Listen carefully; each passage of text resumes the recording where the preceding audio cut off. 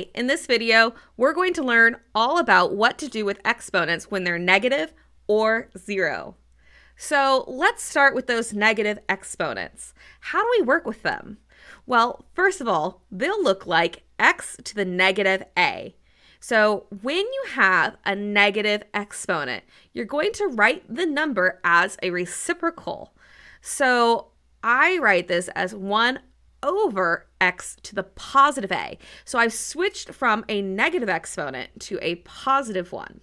Now, something I like to use to help me remember this is that negative people frown, so we have to turn our frown upside down.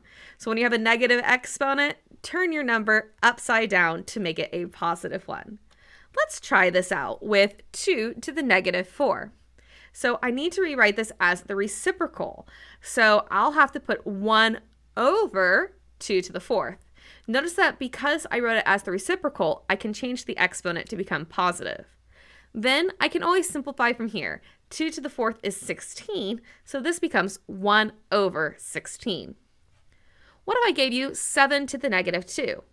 Well, I want to write it as a reciprocal. I'm going to turn my frown upside down. So that becomes 1 over 7 to the positive 2.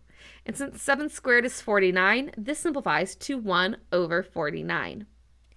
What happens if I have a fraction, though?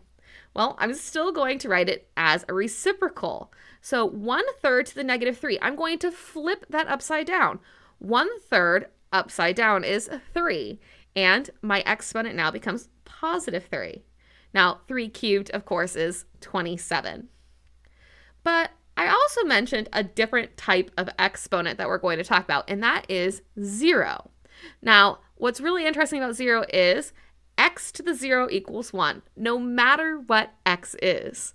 So if you have 0 in your exponent, you get to make it a 1. So, example, 5 to the 0, well, 0 exponents always make it 1. So it's 1. Similarly, 5,000 to the 0, well, since it has a 0 as an exponent, it becomes 1 again. So you can see that it doesn't matter how big the base is, as long as the exponent is 0, it will go to 1. And that is how you work with both negative and 0 exponents.